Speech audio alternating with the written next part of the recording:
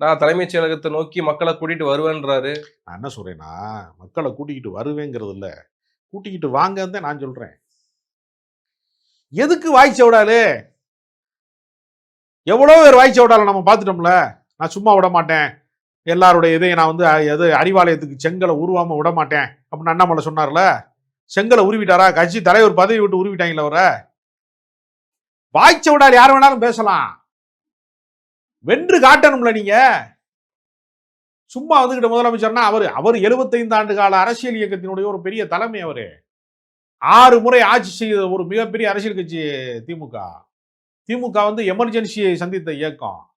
எம்ஜிஆர் என்கிற ஒரு மாபெரும் வசீகரமான தலைமையோடு தேர்தல் தோல்வியை போராடி கொண்டே இருந்து அந்த கட்சி அழித்துட்டல. எனக்கு பின்னாடி 100 ஆண்டுகள் இந்த கட்சி இருக்கும்னு சொன்னாங்க. 100 நாள் தாங்கிறதே முடியாம போச்சு அந்த கட்சினால. ஏடிஎம்கே இன்னைக்கு வந்து போராடிக்கிட்டு இருக்கு, திண்டாடிட்டு கிடக்கு. அதிமுகவினுடைய எந்த அதிமுகல இருந்து யாரு பேசுறாங்கன்னே தெரியல. அன்வர் ராஜா சொல்றாரு, பாஜகவுக்கும் அதிமுகவுக்கும் இது பொருந்தா கூட்டணிங்கிறத தெளிவா சொல்றாரு.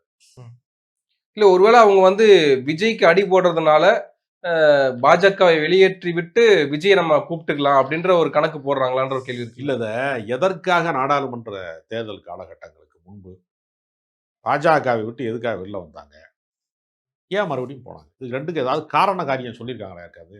யாரும் கூட்டணிக்கு வரல, பாஜக வருது, கூட்டணிக்கு போறாங்க. இல்லைங்க, திடீர்னு நான் பஸ் ஸ்டாண்டில் பார்த்தேன், ரொம்ப நாள் கழிச்சு என் கூட ஸ்கூலில் படித்தவன் வந்து காஃபி சாப்பிட்டு இருந்தேன் சொல்கிற மாதிரி. நான் திடீர்னு டெல்லி போனேன், அமித்ஷாவை பார்த்தேன் தானே சொல்கிறாரு. பாஜகவோடு கூட்டணி போவதா வேண்டாமா என்பதை செயற்குழு கூட்டி, பொதுக்குழு கூட்டி, மாவட்ட செயலாளர்களோடு கலந்து ஆலோசனை நடத்தி ஏக மனதாக தீர்மானம் ஏற்றி போனாரா எடப்பாடி பழனிசாமி? திடீர்னு போறாரு. காலையில ஒரு ஃபிளைட் ஏறும் போதே தமிழ்நாட்டினுடைய முதலமைச்சர் சொல்லிட்டாரு இவர் எங்கே போறாருன்னு. அவர் யாருக்குமே தெரியாது, ரகசியம் அப்படின்னு சொல்லிட்டு பூனை கண்ணை மூடிக்கொண்டால் வந்து உலகம் இருண்டு விடுன்ற மாதிரி அவர் போயிட்டு, நான் வந்து இது அதிமுக ஆஃபீஸ் டெல்லியில் திறந்திருக்கோம், அதில் வந்து கிரில் இதெல்லாம் வந்து பெயிண்ட் அடிச்சிருக்கான்னு பார்க்க வந்தேன், செங்கல் கரெக்டாக இருக்கான்னு பார்க்க வந்தேன் அப்படித்தானே சொல்லிட்டே இருந்தாரு. வாசப்படி கரெக்டாக வச்சிருக்கிறாங்களான்னு பார்க்க வந்தேன், ஏசி வேலை செய்தான்னு செக் பண்ண வந்தேன் சொல்லிட்டே இருந்தாரு. பார்வையிட வந்தேன் அப்படின்னு சொன்னாரு. அதாங்க அதுக்கு அர்த்தம் தானே.